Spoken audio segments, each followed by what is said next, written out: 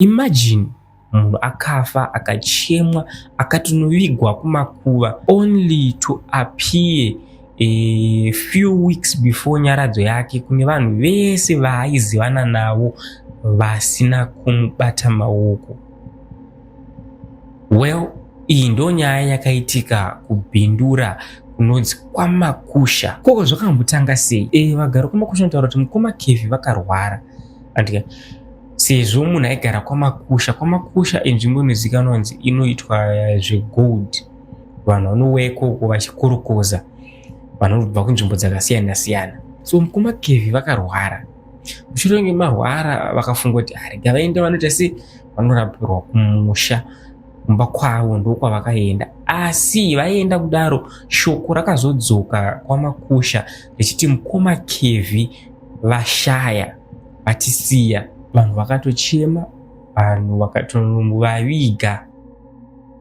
Asi chakazoitika ndechekuti kwapera kanguva maweeks before nyaradzo yavo mukoma Kevhi vakaenda pamba peshamwari yavo yavaidyidzana nayo kuma8 usiku. Mukadzi wepamba apa anotaura kuti ndainge ndiri panze ndopandakaanzwa munhu achitaura achiti tisvikewo. Pandakadayira ndakati svikai zvenyu. Asi pandakazocheuka ndiona kuti munhu ari kutaura kuti tisvikewo ndiani, ndopandakaona ndimukoma Kevhi. Mukoma Kevhi vari kunzi vakashaya. Takatofonera hama dzake amai tichibata maoko kuti Kevhi atisiya nematambudziko. Ndo mukoma Kevhi vasvika vari pamba vari kuti tisvikewo. Asi mukadzi uyu achitsanangura nyaya iyi anotaura kuti pandakaona Kevhi hana yangu yakarova ndakabatwa nekutya, ndo pandakatiza ndakamhanyira mumba mumba mainge mune murume wake. Chakazoitika ndechekuti apinda mumba murume akashamisika ko naiwe uri kutizei zvikanzi vamwana endai munoona zviri panze apo. Endai munoona murume watiri kuti akafa shamwari yenyu Kevhi ari panze apo atonomhoresa aripo panze akamira.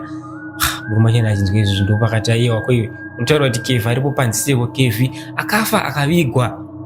Zvikanzi aiwa kana imi muchifunga ndiri kunyepa endai munotarisa. Ndingave muno muchimhanya zvoshuwa ndichitaura zvinyaya dzekupenga here? Endai munotarisa mega munoona Kevhi aripo panze. Murume waambwe ava anotaura kuti paakabuda achiti andinoona ndopaakaona iyowi Kevhi bhururu wake chaiwo waanoziva, bhururu wake ari kunzi akafa, bhururu wake ari kunzi akachemwa akanovigwa, bhururu wake waanga akamirira kuti achaenda kumba kwavo kunyaradzo ndiye ari panze. Shamwari yacho iyi inotaura kuti yakarohwa nehana ikanzwa kutya ndokutiza futi yakananga futi mumba. Asi payakapinda mumba yakazongozvita zvivindi zvekuzvishingisa ichiti kuti pamwe shoko rakasvika riri hasi reKevhi wacho aitaurwa, rega ndibude ndinyatsoverify. Ndopakati kweiwe uri kunzi wakafa wani, hausi kushamisika here kuti sei vanhu isu vari kutiza Kevhi? Ndopakati kune shamwari yake hongu imimi kana pamakanzwa imimi kunzi ndakafa makazoitei? Shamwari yake ndachinzwa mubvunzo uyu yakangozvitora sipo chekuti kasi munhu yaana kufa mupenyu.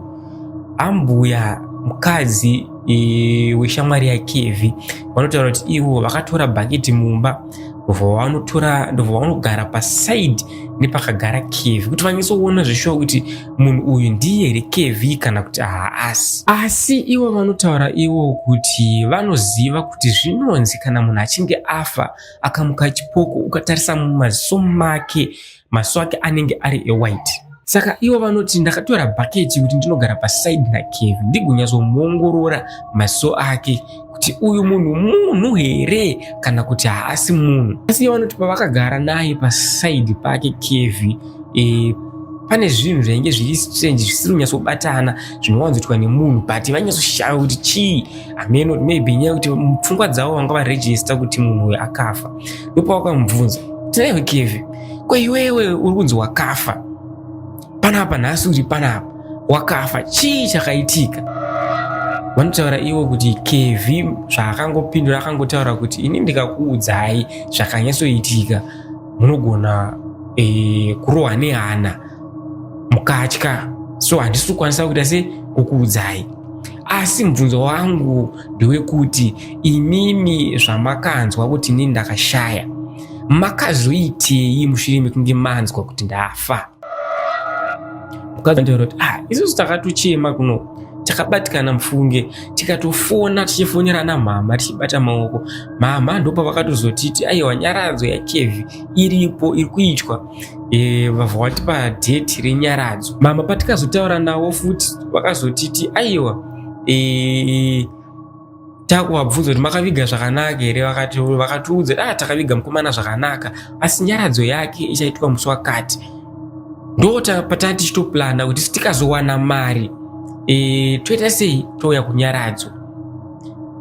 Asi Kevhi anonzi akabvunza akati, munotaura imimi kuti maiti munoda kuzowana mari, saka munondiudza here kuti pandakanzi ndakashaya pacho makashaya dhola rekuti mukwire muende kurufu rwangu munochema nevamwe?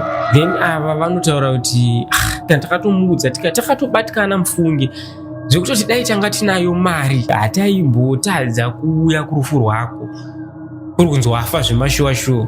Asi mari ndo yainge isipo, saka iwo chititsanangurira kuti wakafa here zvemashuwa-shuwa unoti uri munhu mupenyu.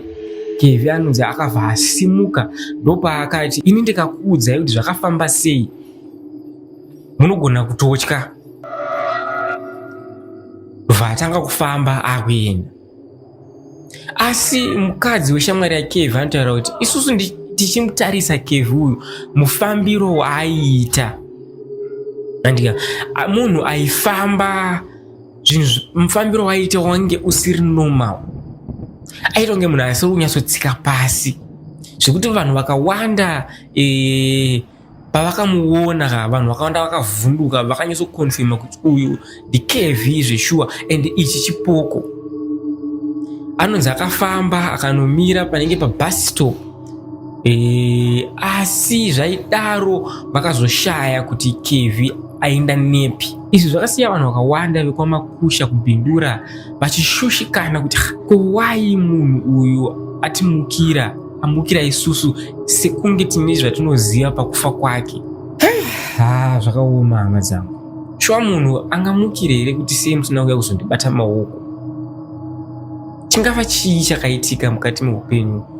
Vangave shamwari dzaKevhi dzine chekuita nekufa kwaKevhi?